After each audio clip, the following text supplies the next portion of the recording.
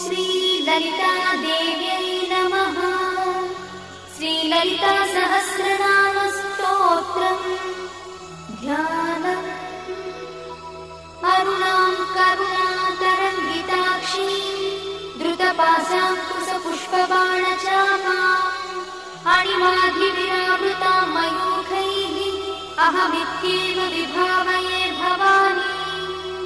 ध्यायेत् पद्मासनस्थां विकसितवदनां पद्मपत्रायताक्षीं हेमाभां पीतवस्त्रां करकलितलसद्देव पद्माम्बराङ्गी सर्वालङ्कारयुक्तां सततमभयदां भक्तनम्रां भवानी।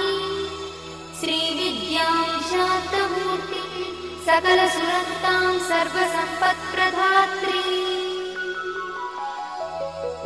श्रीमाता श्रीमहाराज